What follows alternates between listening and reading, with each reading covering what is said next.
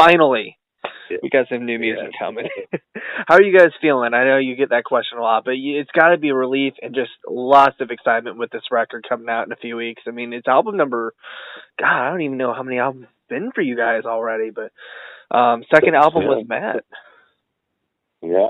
Yeah. We're super excited. I mean, it's a long process for us, and which everybody else doesn't usually get to see. So for us, the writing, and then by the time we record and everything, Hmm. we've been listening to these songs a long time. So to finally get to the release where you get to share that with the world is always super exciting. Super Definitely. exciting. Yeah, man, definitely. And looking back, I mean, it's been almost 3 years to the day that Human was released when Outsiders will be released. Human was released right at the end of March, and this one's coming out in the beginning of March. But you guys have been playing with Matt for about 5 years now, and you've known him longer than that. How much did that play into just the chemistry? Because these last two albums, this one included, it almost doesn't feel like you guys lost any traction with the lineup change, and you guys are just kind of catching, continuing the momentum with this one. Yeah, I mean, the thing with Matt, I mean, Matt's one of the hardest working guys I know. I mean, he was so determined to make this happen, and he had tough shoes to fill, Hmm. and I think he was scared to death in the beginning, but he was willing to take it on, and like I said, Matt, we grew up with Matt as well, so Yeah, he's been around us. He knows how 3 Days Grace works. yeah, He knows how, and that was one thing with us is we once Matt came in, nothing changed as far as how we approach things. I mean, from day one, hmm, this band writes together. We write music and all the lyrics. Everything's done in the room together. No one person comes in with a whole song or anything like that. We right, we all work this out, so it works for 3 Days Grace. And that's how we've done it. So we just kept doing it. I mean, like I said, Matt, he worked so hard. I mean, I love that guy. I mean, he's such a hard-working guy. He's such a kind person, and he's so easy to work with. And when he came in, it's just like he just rolled right in, hmm, right where we left off. And yeah, like I said, we just kept moving forward the only way we kind of know how. And so with Matt, like I said, Matt just kept pushing forward just like us. So when we got into the writing process, I mean, the last record was a little more difficult. Human hmm, was a little more difficult for us because we got Matt coming in as a new singer. We kept touring. We thought yeah, the best thing is to keep our game up and keep this moving forward and yeah, improving on this game because it is slightly different obviously, and we need to just keep working on that. And hmm, so we wrote and recorded that record while we were touring, which I think we all found was really tough to do. I right, mean, we did it and we got through it, but this record we were able to do much like we've done with all the records in the past. Hence why you say 3 years between records is hmm, we take generally a year off and we write and record the record, and then we generally tour for a good year and a half, right. to 2 years on each record. So that's why it ends up being 3 years.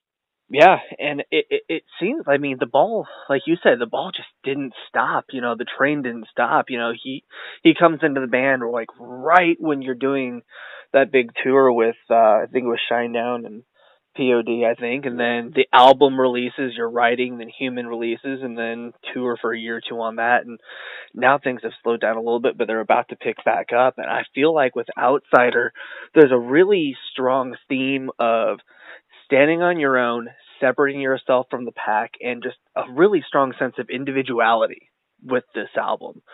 Um, and it's really cool. Absolutely. I mean, that's something like the Outsider, the theme, and that was one of the first songs we had written Mm. early on, and we like that idea of being an outsider, and it's okay.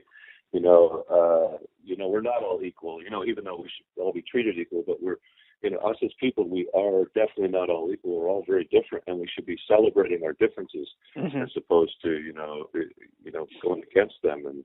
That's really what Outsider is about. It's okay to have a different opinion or a different look or whatever it may be for you. We celebrate that. And that's the way 3 Days Grace has always been. We've been a band that celebrates our differences. It's even us, even same with us in and amongst the band. We're four characters, and in many ways we're similar, We have Hmm. similar interests. You know, we get along great. Yet we're very different in other ways. You know, and that, to us, that's what makes life great. So we absolutely celebrate and always have, individuality. It's okay to be different. Don't be afraid to be different. Be yourself.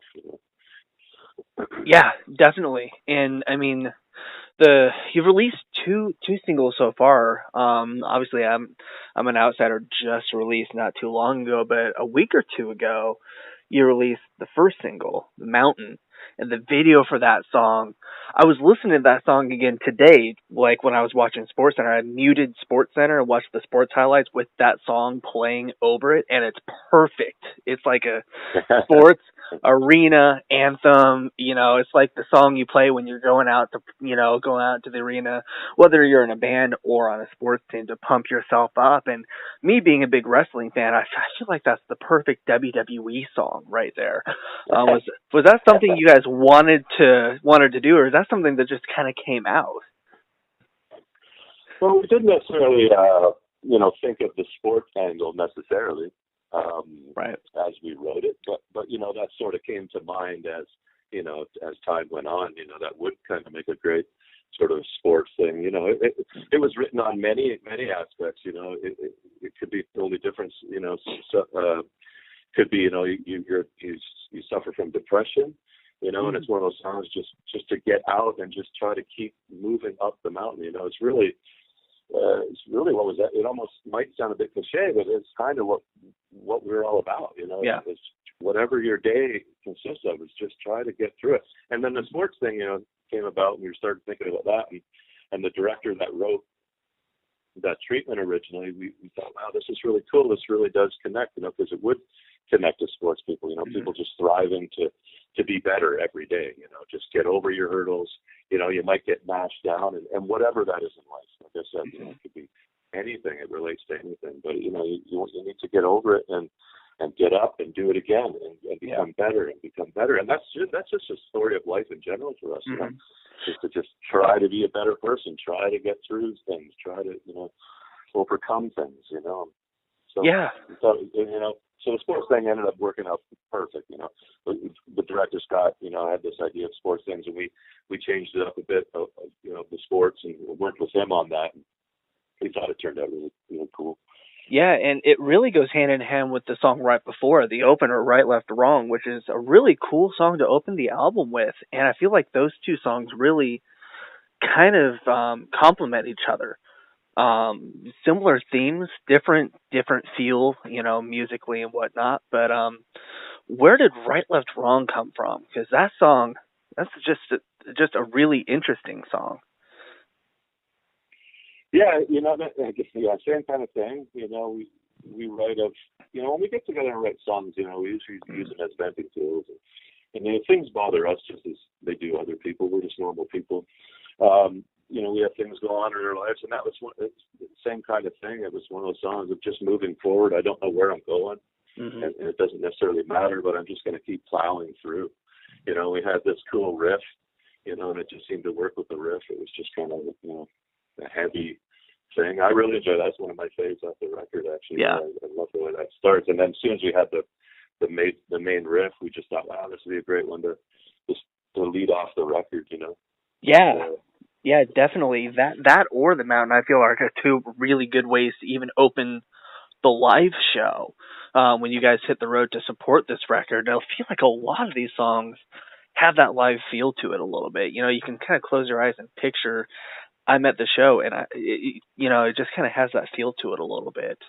Which you guys always do a really good job of throwing in a lot of newer songs from the newer albums in when you play when you're out supporting a record. I know you opened with "I Am Machine" on the Human tour cycle for quite a few shows, and most of it, I think. So I'm looking forward to hearing a lot of this stuff live.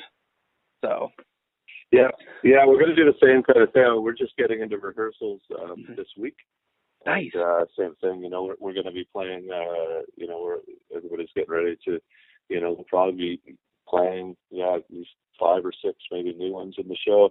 The thing is, it gets harder because, there's certain songs we have that, Yeah, we you almost have to play it fans, live.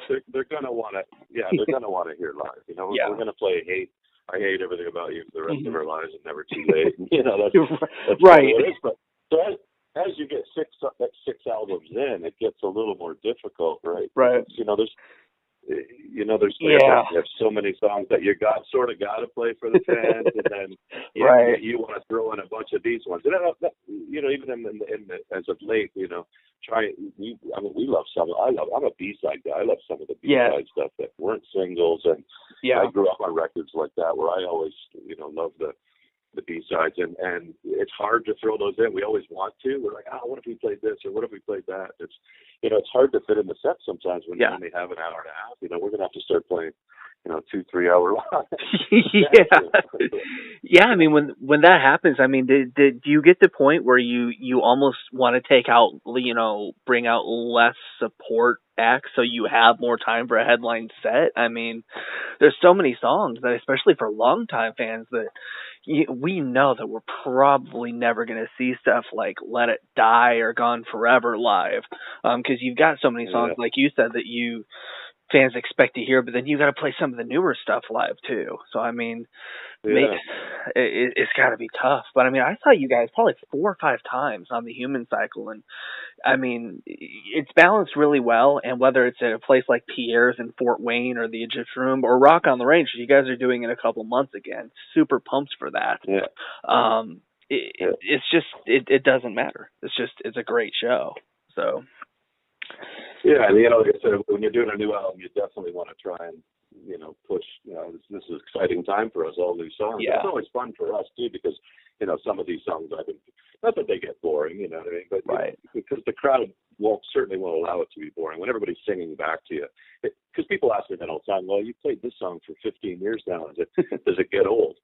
Well, not really, because when I go up, I know that song inside out. It's but when you've got the crowd is singing with you and jumping up and down, and that makes it easy. That makes it fun. So it never really gets old. But like I said, supporting a new record, I definitely want to put as much of it out there for people to hear as I can, having still play a lot of the older hits that they're going to want to hear as well. So it's a fine balance, but we'll definitely make it happen. We'll do it again this time.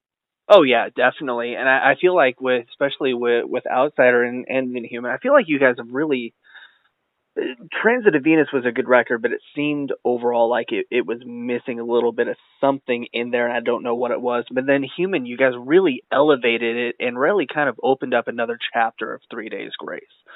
And it's been really cool. It's kind of like I don't really want to say like a resurgence, really, because you guys never went away. But I almost feel like it's a new era of 3 Days Grace in more than one way. It's just these last 2 records really feel like, classic 3 Days Grace, in a lot of different ways, songwriting and musically. It's really good to see just keeping the fresh aggression, I guess is a good way to say it. The momentum and just, that power, it's there, and you can tell that you guys are just feeling it on numerous levels. Right. Yeah, like I said, I think we went through a little phase there. Like Transit was definitely a different kind of record. But looking back, at the time now, Adam was kind of on his way out. That we didn't know it, but he was kind of on the way out, and that was a hard record for us to all collaborate on and be together and write. I'm still happy the way it turned out. I enjoy that record, but looking back, I can say that now there was this transition period. And then when Matt came in, we that's why we thought, okay, let's go a little bit back. Not that we're trying to rewrite anything, but let's go back to our roots a bit. Yeah. And then come a little angrier, and that's why we brought Gavin Brown back in, and kind of did that. And then this time around, we thought, on the production end of things, we felt really good about this one. It felt like how we used to be as far as really solid. Everything's everybody knows the way we are now. There's none of that worries anymore or anything going on. And we could just focus on this record, and I think we did a great job. And this time what we did was on the production end of things, we took it even a step further.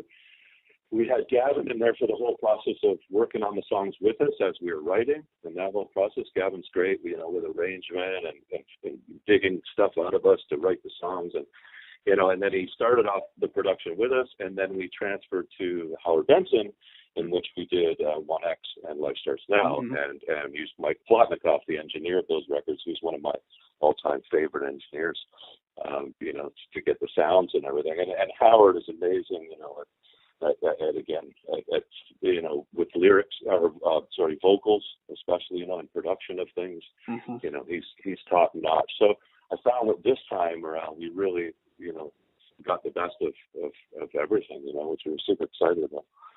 Yeah, definitely. And I mean, I can imagine there will be an announcement coming soon as far as headline dates, but in the meantime, lots of festivals coming up for you guys. Like I said, Rock on the Range is the one I'm looking forward to the most. Then more festivals coming up that hopefully we'll get to see you guys on. But I know that you guys are going to be doing a big headline run coming up. Hopefully you come to the Indianapolis area. You usually do on at least each album cycle, at least somewhere within driving distance. And so hopefully I'm able to catch you guys. Hopefully I cannot wait. Hopefully I can catch you guys on this album cycle because, man, it's been too long. So, man, as always, man, Barry, thank you so much for taking time to talk to me. This has been great. The album kicks ass. You guys are back with a vengeance. Thank you. You're not going anyway anytime soon. So, yeah, thank you so much, man.